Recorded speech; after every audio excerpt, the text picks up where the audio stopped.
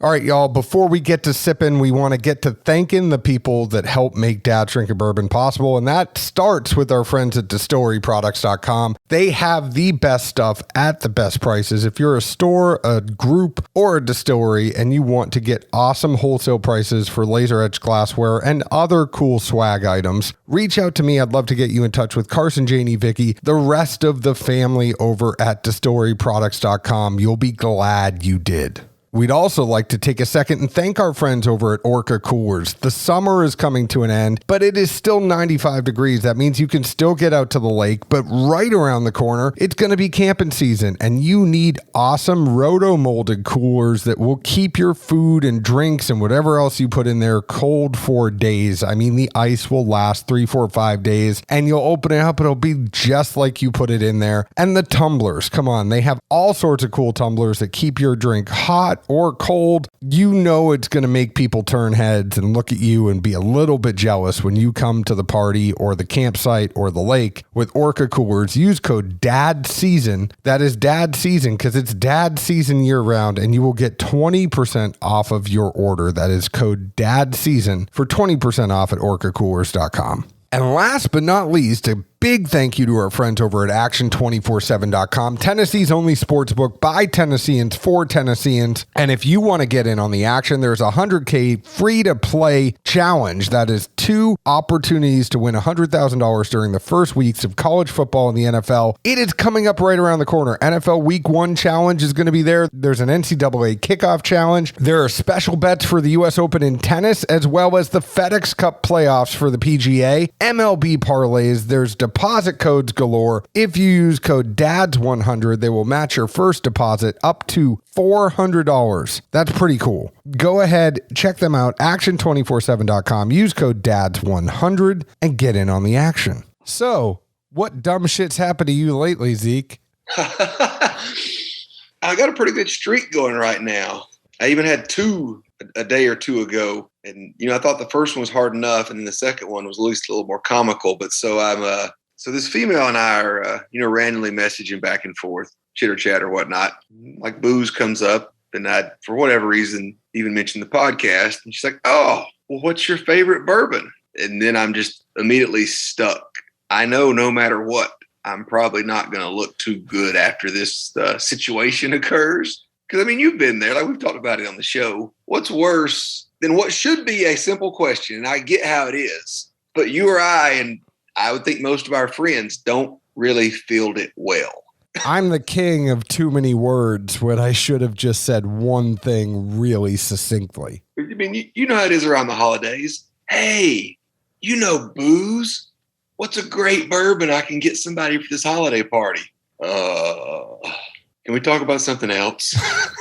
What do the people like? Do they like spicy? Yeah. Do they like proof? So then I somehow managed to tank on top of tanking myself with all right, I don't think. Just go with a simple answer and move on.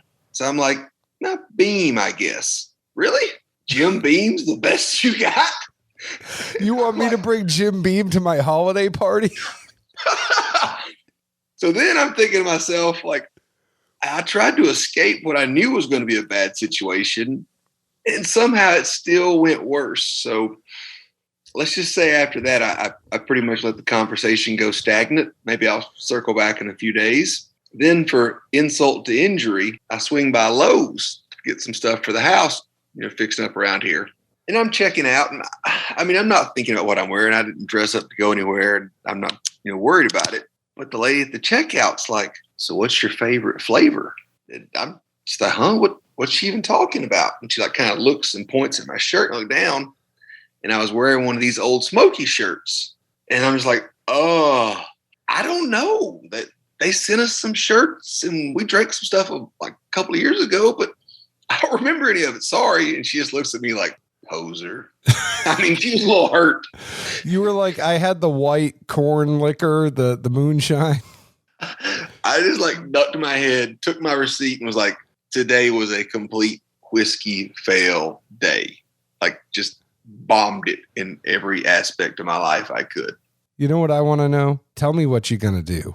When Hulkamania runs wild on you. When there ain't nowhere to run, when judgment comes for you, I'll see you at the crossroads, crossroads, crossroads. Let's drink some Crossroads. I got to talk to the producer about you singing.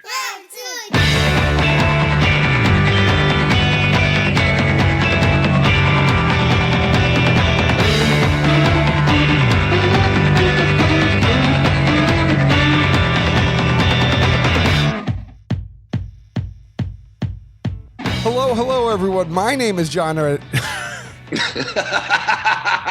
Yes. Hello, everyone. My name is John Edwards, and with me, as always, is Zeke Baker. And together, we make the Dad's Drinking Bourbon. Wherever you are, whatever time it is, thank you for making us a part of your day. And man, I miss my Uncle Joe. And man, I miss my Uncle Joe. He should be home in front of his home when they don't do what's wrong. Oh, God. Listeners dropping like flies. Worse than my dating game. And I'm going to miss everybody. And I'm going to miss hold on. So we are drinking tonight the Crossroads from Blue Note. And we will get to that. I'm very excited that we're drinking the Crossroads. I really think they should change it to, it's just Crossroads. It should be the Crossroads. Just like Bone Thugs. I'm kidding. It's Crossroads. It is a toasted French oak finish, 100 proof whiskey. You may know this, Zeke. I don't know this. We're going to digress here a little bit more, and then we'll talk about this. But is this the same mash as Juke Joint that they just French oak finish it? I don't believe so. I actually didn't inquire on that. And I looked on the bottle to see if it was mentioned, and it's not. But I know the samples that we had early on when they were kind of R&D in this was, I think, a 5-year Indiana. Good to know. I assume that's still what it is, but it may not be. We'll have to circle back and ask. It's I'm sure the first response we'll get will be, well, John always kind of complains about the stuff that they send him, when y'all get products. And I made a point to write a nice note that literally have 5 words of basically John can't bitch. We didn't include anything but the bottle. But I did bitch because I like having the stats, and anybody who listens to us, I love the stats. I love the mash bill. I love the age. Give me all of the background behind the bottle. Just don't tell me what it tastes like. Let me taste it and figure out what it tastes like for me. And so I mentioned that to her, and then Kelly came back, and Kelly's awesome. Kelly came back and said, it took me a while to get a 1-pager without tasting notes on it, but it doesn't have any of the stats on it like I would want to know. You have the bottle for once, because Blue Note likes you a little bit more than they like me. Where does it say it's distilled, or does it just say produced and bottled in Memphis? Yep, it says straight bourbon whiskey, finished with toasted French oak, crafted in Memphis, and then produced and bottled, by BR Distilling Co. in Memphis as well. However, I will note this is kosher. I know somewhere we threw that out recently of a bigger distillery seeming to make a big deal out of having a kosher product to appeal to certain people, but We know that produced and bottled means that it was aged for at least a year on property at BR Distilling in Memphis. That's all you have to do, and then you could say produced and bottled, and you don't have to put a denotation of origin. Macaulay has always been the type of guy who would want to say as much as he possibly could on the bottle, though. I would guess based on previous releases, it may well be simply because the Juke Joint does say Kentucky on it. The products they've had that came out of Tennessee said Tennessee on it. So this doesn't explicitly say Indiana, but by default, it may very well be. We don't know, so we're just admittedly not knowing, but I do want to get to this real quick before we get to this review. Today is August 24th. Zeke has a habit of calling me basic and very much likes to tease me and say that I drink pumpkin spice lattes. I have a huge problem with pumpkin spice lattes coming out on August 24th. And there's a whole host of reasons for this. Number one, I don't like pumpkin spice lattes, despite the fact that Zeke thinks I do. He's wrong. Number two, fall does not start until Wednesday, September 22nd. Over a month from that is October 31st, which falls on a Sunday this year, which is Halloween. Busting pumpkin spice lattes out in August when it's 95 degrees outside with a heat index of over 100 does not make sense to me. The other thing that I will mention, and then I will stop and let Zeke jump in here. What I don't like about pumpkin stuff coming early is that I have always been a fan of Sam Adams Summer Ale. This has nothing to do with Starbucks, nothing to do with PSLs, but those pumpkin shit in everything starts coming out earlier and earlier and earlier. And the date that Sam Adams stops putting out Summer Ale keeps creeping up and creeping back and creeping back. It's like August. It's freaking hot and I can't get a Sam Adams Summer Ale because they've already moved on to Oktoberfest. Like, what the hell is this world coming to? Christmas is invading Thanksgiving. Thanksgiving is not as big of a holiday as it used to be because Christmas is starting before Thanksgiving. People are already shopping and having Black Friday sales. The pumpkin shit has to stop. It's invading the summer. And number 4, people, what really pisses Edwards off the most is Zeke. Is how much this is going to throw off his budget and impact his wallet, because now he's got like an extra almost month that he's going to be secretly blowing money on pumpkin spice lattes. But I will say, I agree. However, in literally the grocery store today, I saw various Halloween candies sitting out. I saw pumpkin-shaped Peeps. They're not the only ones. And most importantly, I really had to get this in before you thought I was going to, rant too much. But I'm proud of you, John. I really am. I don't know if I've been honest like this with you before, but after all the years in all the group chats, you finally picked up and almost tried to put the move back on me of my favorite way to defer anything in a chat is just say everyone else does whatever it is and put all the attention on that object and not myself.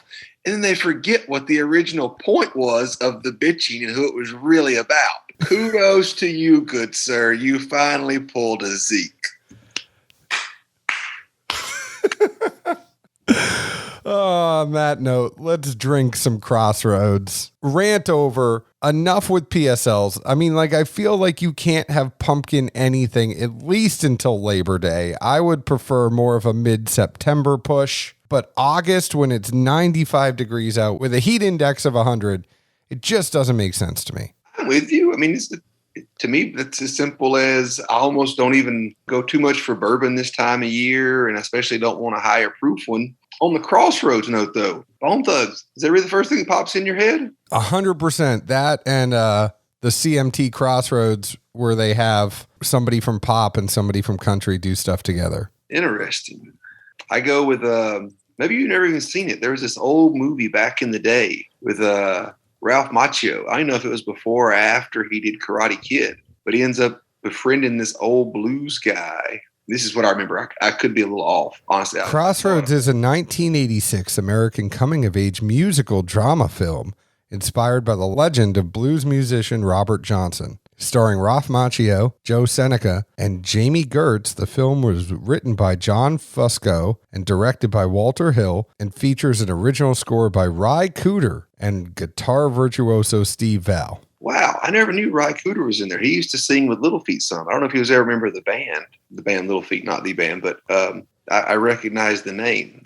It makes more sense why my parents would have allowed me to watch that, even though it probably wasn't advisable.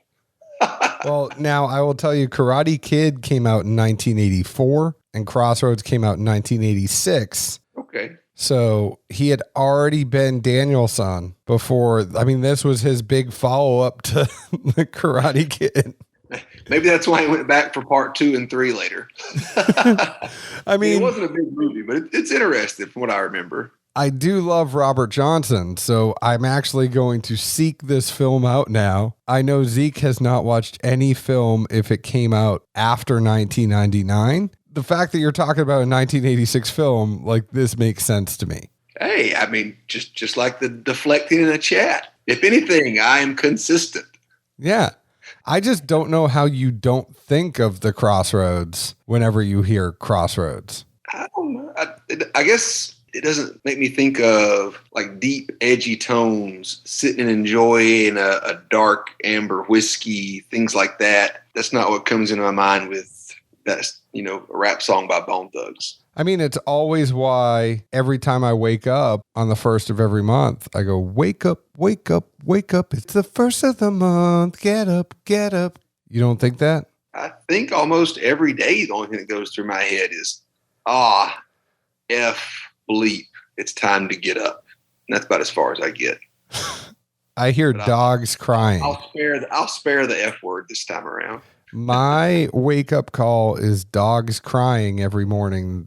It's time for them to go to the bathroom. So I hear the dogs crying. I don't even set an alarm clock anymore because I know the dogs in between 5:50 and 6 will wake up and I'll hear them cry and I'll be like, all right, it's time to get up. Fair enough. Just, try not to sleep in the pen with them too much. That's only on the weekends.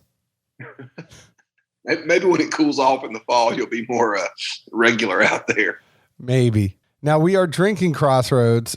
I will tell you that the bottle does not look anything like Bone Thugs and Harmony. There is a man on the front with a guitar on his back. He's got the strap going. I got a picture of it too, so it's good. It's got a Highway 61 and 49 in Memphis, so it's got that highway sign on it. It is literally the crossroads of those two highways, and a man with a guitar and a sweet hat. So what do those two highways signify? I feel like as a self-proclaimed musician that you roll out with from time to time, and also the infamous DDB stat guy.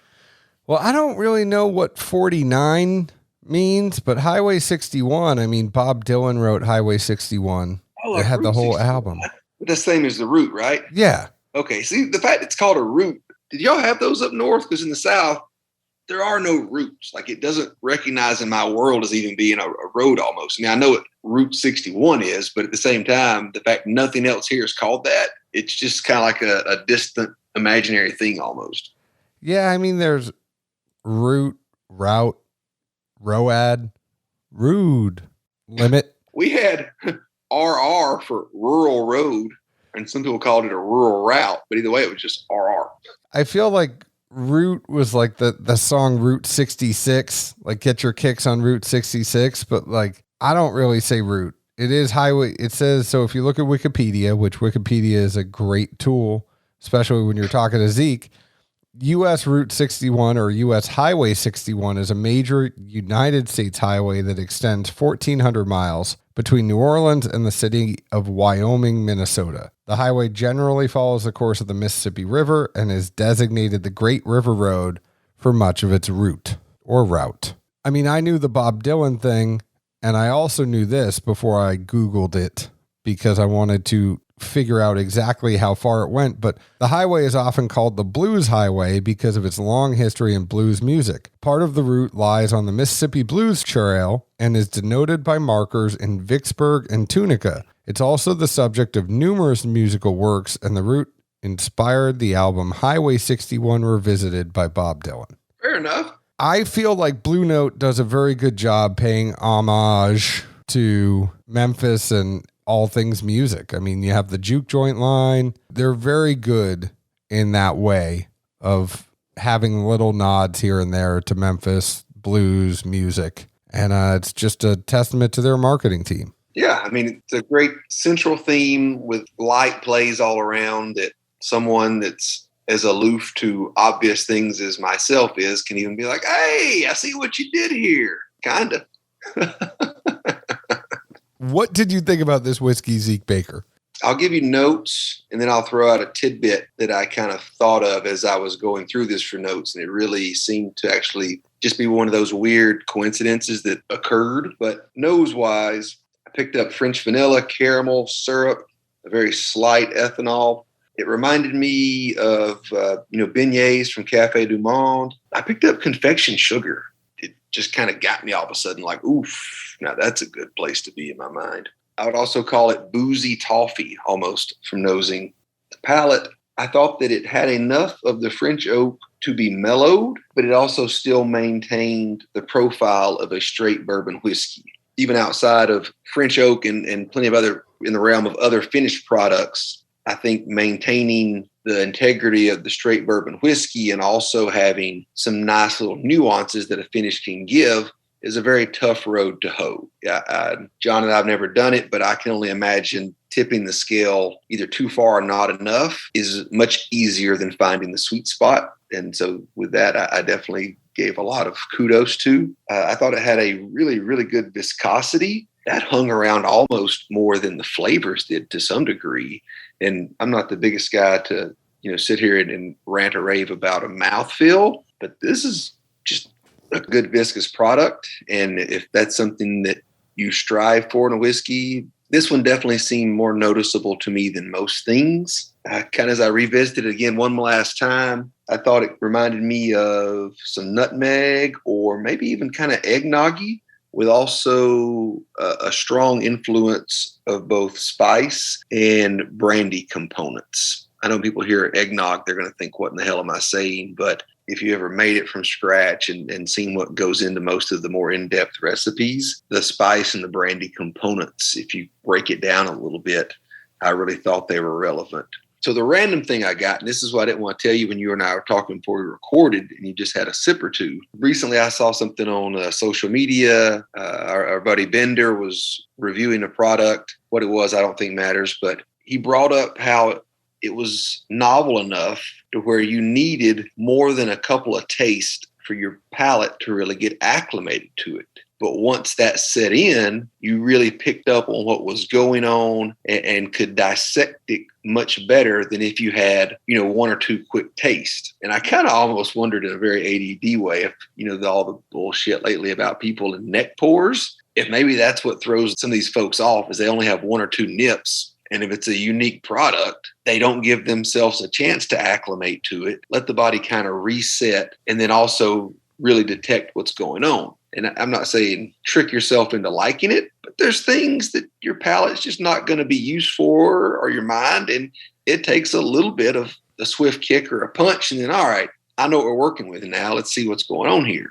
And if it's something you truly don't like, you're not going to like it no matter how many times you taste it. I just think there's elements of that I appreciated how it occurred at roughly the same time as tasting this, and just kind of laughed of like, man, all right, Bender, you randomly put some perspective in my world today. Well, Billy Bender is a good guy. He is. He is also an animal. But I'll just say I can agree with that for the most part. I think there were some notes when I first took, typically you have a throwaway sip. I think with this one, I had a couple throwaway sips. It was a little chalky on the first couple of sips for me. That subsided. I agree. And I really just like to add additional things to your notes. And I'll tell you if I disagree. I didn't disagree with your assessment too much. The one thing I would say is I do get a fair amount of unsweet tea on the nose and the palate as well. And it's like a mixture of unsweet tea and oak on the nose for sure. But other than that, I think you have a very fair assessment on it. I like when you said that the oak was enough to let you know it's there, but not enough to change the profile of the overall bourbon. We know that when it's toasted French oak, this no longer is bourbon. It is now a finished whiskey, but you still have the identity of the bourbon in there along with the French oak, and they can be separate and together at the same time. And I almost feel like the experience through the palate, I can kind of tell when the oak hits and when it doesn't. That is unique as well. Everything kind of has its own identity, but it fits together pretty well. I think for me, the biggest thing that I'd have to figure out, and this is what we don't know on this, you might know, but the price. It's a good pour. I think if it's priced reasonably and you can kind of enjoy it, then 100%, yeah, I'm in. If it's something that's priced a little bit higher, like 80, 90, then... I don't think it'll be anywhere near that high. I know when we had Macaulay on, it's been far enough back for both of us to have slept more than once or twice. But I definitely remember the goal for the product, as far as I remember, being in the 40 to 50 range. And if that's where it is, then I'm a buy all day. That's kind of one of the things, you talked about where Blue Note's kept a good theme and true to the Memphis aspect. They've always been really cognizant of pricing and, at least from what I can see, they want to be as accessible as they can. They understand the value of being accessible and also not putting a product in someone's hands that's at an MSRP or price point to where if it's not, what they thought it should be or the most amazing thing ever, you're so turned off, you walk away, and then, you lose a customer for life. I think they've been very mindful of that in their strategy for coming to market with products. Yeah, we had a great conversation with Macaulay about that. The other thing I will say is that when you said it had been a couple of sleeps, funny thing for me is somebody today had just listened to our Old Forester review. They said, like, when Zeke said this, it was really funny. I was like, when did Zeke say that? They're like, wait, you don't remember the episode? And I'm like, at this point, it was 2 episodes ago, and I'm already starting to edit 2 more episodes that are coming out. Like, I've heard Zeke and I so much that I'm like, I'm 2 ahead of everybody because we have a review and an interview coming out every week, and I'm trying to get that stuff out on time. Like, I don't know what happened 3, 4, 5 shows ago. Like, Tater Dean finally got back and said, hey, I got mentioned 2 episodes in a row. And I was like, what episodes were those again? Like, I know it just happened a couple weeks ago, but and now he's got the hat trick, even better. He said the next time we have to invite him on. I'll mention it to him only if we can divulge how less than good he is at cornhole, and if we could taste some of those Willets he's got just hanging around. They're not open. Come on. You know me, I don't remember a ton of our shows either. It's like Will Ferrell in Old School. The lights go on, the lights go off at the same time. You hopefully say intelligent stuff, and then somebody says cut, and you're done. Yeah, Zeke kind of goes into his zone, and he's like, oh my God, did I just say that? And then, somebody's sitting there. Words come out that I don't know that I know. I edit it together. If you knew how the words actually came out, and I edit it together to make it sound like a decent sentence, and then he forgets. That's completely believable as well. While we're on the theme of me and bombing and interactions with females, I did have someone ask me if I was slow. I was like, no, I just think before I answer most of the time. And if I'm asking a remotely serious question, I try to put thought into it and give a serious answer. They're like, well, sorry, you're just kind of coming across as less than intelligent. And I'm like, Jesus, I have a doctorate. Come on. We're going to do a segment every show. Just one thing Zeke heard on Bumble or Tinder. Like Zeke's random Bumble Tinder musings. And you all could tell us, do you want that in the beginning of the show or the end of the show? A lot of people want us to just keep it to whiskey. So where can we bookend it that will not make the most people angry at us? So I'm a buy. I think it's a good sipper. I think you gotta get past the first 2 sips. Once you do that, and you can just enjoy it for what it is and enjoy that oak and enjoy all those other good bourbon flavors that you mentioned, you're going to get your typical vanillins and you're going to get a little bit of spice. I mean, and it's not super spicy. This one was not super spicy for me. It was just an easy sipper. You might have like the slightest feeling on your mouth, but it's just the little rye content that's there. I think the wood of the toasted French oak really smooths this one out. And I'm not saying that smooth is a tasting note, but I'm saying it rounds out all the edges. There's not highs, there's not lows. It's just a good, easy drinker. Yeah. And I mean, coming in at 100 proof, sometimes that doesn't always look as if someone may have tinkered around, but I think they found the right spot with this one just simply because the way of how that French oak is able to be it's the wingman in the sidecar, the motorcycle, but you still know who's driving the bike, especially with, the integrity from the straight bourbon whiskey. And kind of going back to that, like you referenced again, the giving it more than that first taste, the same thing did happen to me. And that's why when, we were offline and you mentioned that, I'm like, I don't want to play my hand because I want him to see if he gets the same conclusion naturally without any influence. But I think that's neat. And it's definitely something you have to watch and look for more as we, have some of the, kind of one-offs compared to just a very straightforward bourbon whiskey without anything else going on. I am 100% with you. I'm a buy on this one. I think it's going to be a good drinker, which Blue Note has done as good as anybody else on putting out to the market. Kind of back to the whole, what's a good gift to buy somebody? It's nice to know where to find the good drinkers are that you can feel confident in referring to somebody. Totally agree. Thank you, Blue Note, for sending us this sample. We thank you, Macaulay, Kelly, PJ, all our friends down there. You can go ahead and find us on Facebook at Dad's Drinking Bourbon, Twitter at Bourbon Dads, Instagram at Dad's Drinking Bourbon. Please leave us an open, honest review on this podcast, like we leave open and honest reviews about the whiskey we drink. Zeke, where else can the folks find us? Good old Nashville, Tennessee. Cheers. Ciao.